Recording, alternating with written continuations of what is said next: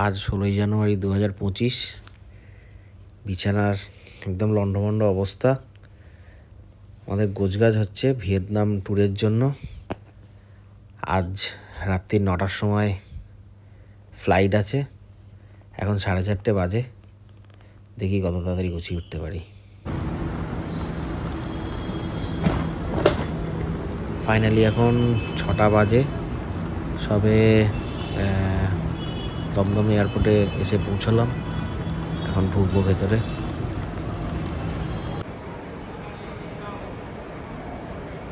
International বিমানবন্দরের ভেতরে আমার জীবনে প্রথম আসা।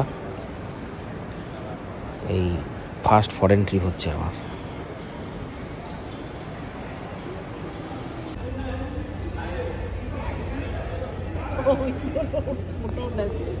কিরমভাবে সব নোংরা করে রেখেছে পুরো এয়ারপোর্টটাকে। এটা তো শুধু আমাদেরটুকু দেখাচ্ছি, পুরোটাই এরা। এটা আমাদের ডিনার। মাটন বাড়ি থেকে করে নিয়ে এসেছি, ফিশ ফ্রাই কিনে নিয়ে এসেছি, আর রুটিটা আমার বন্ধুরা নিয়ে এসছে। দারুণ ডিনার। ওদের তো মাইক্রোওয়েভ আছে। 3 লিটার জল 370 টাকা দিয়ে কিনেছি। ওদের তো উচিত ফিশ ফ্রাইগুলো গরম করে দেওয়ার বললে, তাই না?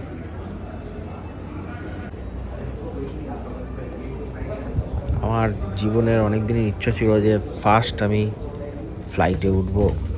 আমি ফার্স্ট ফ্লাইটে পা দেবো আর কি। প্রথম ইন্টারন্যাশনাল ট্যুরেই আমার সেটা হয়ে গেল।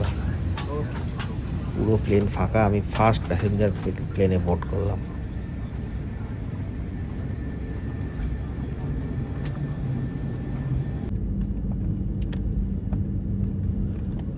দুটো 9 বাজে এখন ভিয়েতনামের টাইম অনুযায়ী।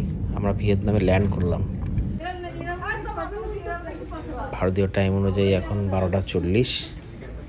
ভিয়েতনাম এয়ারপোর্টটা, সব চাইনিজ এয়ারলাইনের ফ্লাইট দাঁড়িয়ে আছে। অনেক চাইনিজ এয়ারলাইনের ফ্লাইট।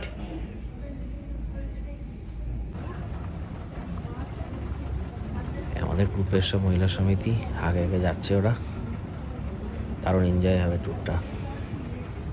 দেখা যাক। এটা একটা দারুণ টেকনোলজি, আমি এর আগে কোনোদিনও দেখিনি। এটা কোভিডের সময় মেবি এরা লাগিয়েছিল। যারা কোভিড পজিটিভ তাদের এখানে ডিটেক্ট হয়ে যাবে, যারা নেগেটিভ তাদের সেরকমভাবে ডিটেক্ট হয়ে যাবে। আর এখানে হ্যান্ড স্যানিটাইজারের একটা মেশিন লাগানো। এই ইমিগ্রেশন। আর দেখুন ইমিগ্রেশনের কত লাইন। আমরা 2টো 9 ল্যান্ড করেছি। একটু পরে দেখাবো যে এই লাইন পুরো কমপ্লিট হতে গিয়ে কটা বাজে। দেখা যাক কটা বাজে লাস্ট অবধি, কখন আমরা ইমিগ্রেশন শেষ করে বেরোতে পারি। প্রচুর লোক, প্রচুর লোক।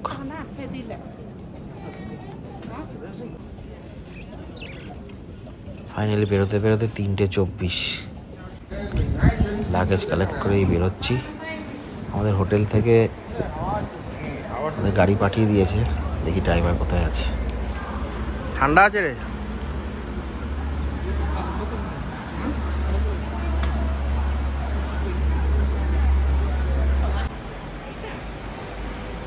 আমাদের গাড়ি আসছে।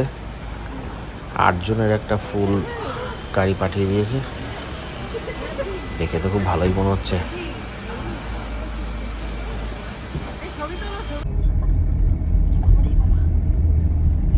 ভিয়েতনামের যাত্রা আমাদের শুরু হয়ে গেল রাত্রি 3:30। আজকে 17 জানুয়ারি 2025। রাস্তাঘাট তো দারুণ, দেখে তো খুব ভালোই লাগছে যা রাস্তা।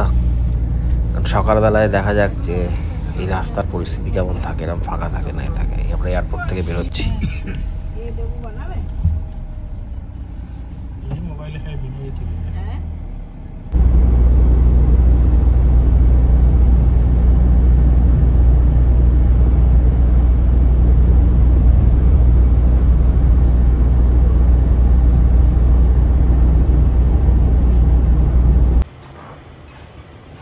ফাইনালি আমরা আমাদের হোটেল গোল্ডেন রোজে চলে এলাম।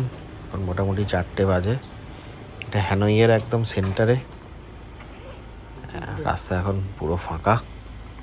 কালকে সকালে উঠে বোঝা যাবে এখানকার পরিস্থিতি কীরকম।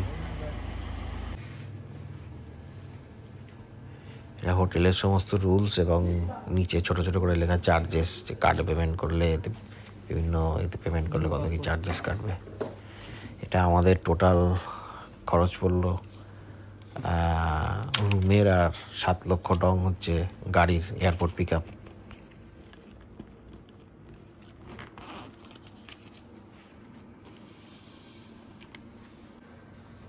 এয়ারপোর্ট থেকে গাড়িটা পিক আপ আমরা হোটেল বুকিং করার সময় ওদেরকে কনফার্ম করে দিয়েছিলাম, কারণ রাত্রেবেলায় আমরা পৌঁছবো, সুতরাং আমরা কোনো আর হ্যারাসমেন্ট চাইনি। একদম শান্তিপূর্ণভাবে রাত্রে নেবে গাড়িতে উঠে ডাইরেক্ট হোটেলে চলে এসেছি।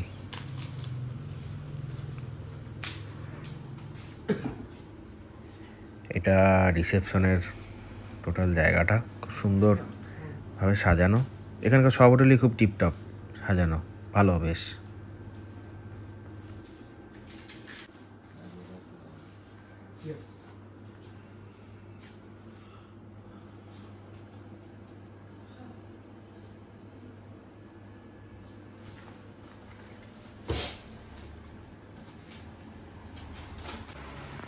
এটা আমাদের রুমটা খুব ছোট কিন্তু খুব সুন্দর অর্গানাইজড। খাটটা দেখে তো খুবই ভালো মনে হচ্ছে। আসবাবপত্রগুলো পুরনো দিনের আসবাবপত্রের মতন আমাদের ওখানকার। ফ্যান আছে, এসি আছে, সুন্দর একটা টিভি আছে, সাথে হেয়ার ড্রায়ারও আছে,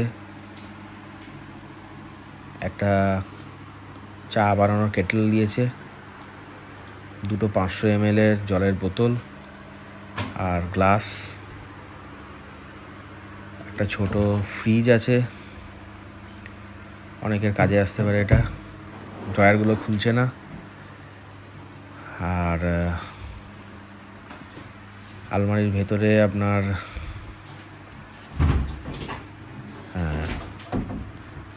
খুব ইউজফুল প্লাস্টিকের অনেকগুলো হ্যাঙ্গার আছে।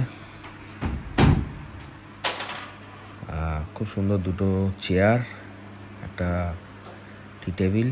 বাথরুমে ভালো কোমোড আছে, হ্যান্ড শাওয়ার আছে, নর্মাল শাওয়ার, গিজার, 2 ভালো টাওয়েল। টয়লেটারিজের মধ্যে টিস্যু পেপার খুব ইউজ করে, বেশিরভাগ ফরেনার থাকে বলে। আর ব্রাশ ট্রাশ, শ্যাম্পু, সাবান। বাথরুমে আবার গ্লাস দিয়ে রেখেছে। ডাস্টবিনটাও আছে, সুন্দর ওয়েল অর্গানাইজড।